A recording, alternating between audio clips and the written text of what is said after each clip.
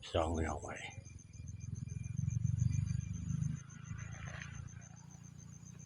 คำเลยพี่น้องเลยปล่อยการคำแล้วต้องปากปางามแห้งพี่น้องต้องปากอมชมพูเนี่ยพี่น้องแดงอมชมพูออกสีน้ำเงินเนี่ยเรื่องเนื้อพี่น้องทางนี้ก็สีเงินด้านนี้พี่น้องว่าอีกว่าต้องปากอะไรใส่นั่งอีกว่า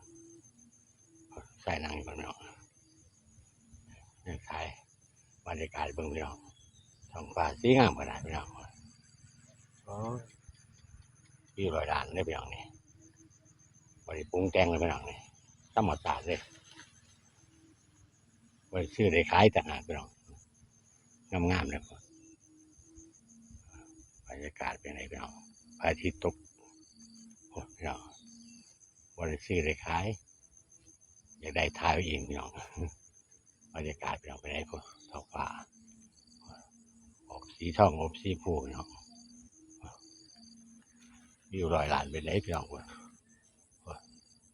งามๆเลยพี่น้องเอ้ยพูดมึงกำลังจนดูตัวนี้จนดูตัวนี้ไม้ประดูไม่ใช่อยู่กลางที่หน้าเลยแท่หน้าอยู่ส่วนนี้นอนก็ไม่ได้พี่น้องนี่แค่ไปยืนแล้วพี่น้องสวัสดีครับพี่น้องสวัสดีครับบายเบิ่งพี่น้องเดี๋ยวกระเบิดไปเห็นอีกพี่น้อง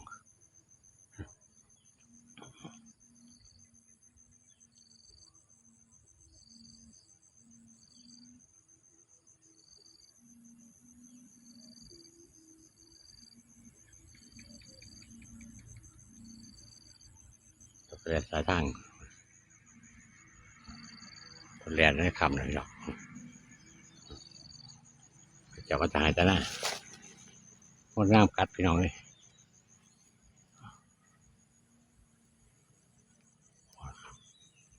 ปลาเขาอยู่ดังเรา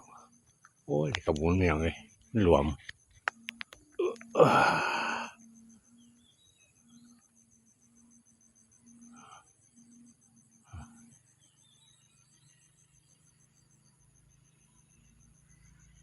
เมื่อตีกับเพื่อนแง่ทั้งหลายเลยพี่น้องเมื่อตีไง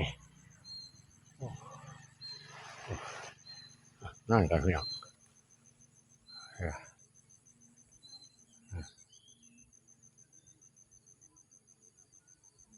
หางยาวพี่น้อง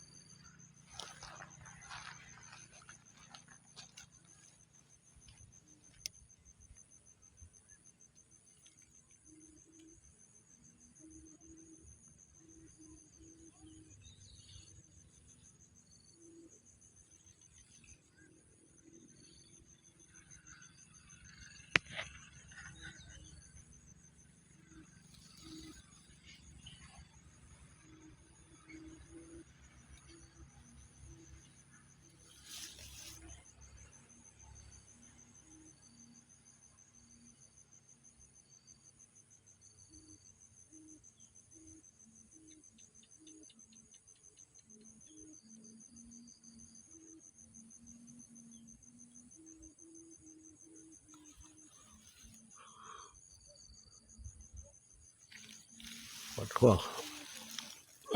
ก็จะทางขวาพี่น้องแดงเป่งเลยพี่น้อง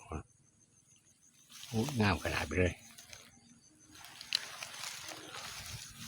งามเลยพี่น้องทางป่าบางเอาพี่น้องเลยต้นดูบางต้นดูพี่น้องแกต้องแหวกพี่น้องบางป่าใหม่งามขนาดพี่น้องโอ้ยพี่น้องทางขวาไปเลยพี่น้องงามบอกพี่น้องออกสีทองออกอมสีผู้ก็มีพี่น้อง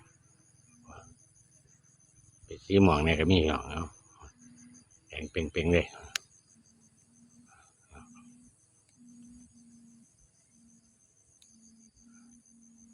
เดี๋ยวแดงมาเนี่ยว่าไฟก็เจาะอยู่ไฟไม่ใส่ก็จอดแดงก็ดูเดี๋ยวก็เจาะอย่าง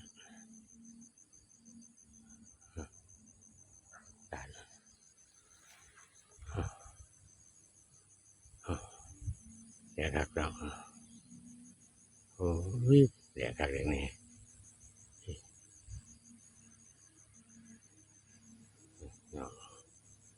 งามเลย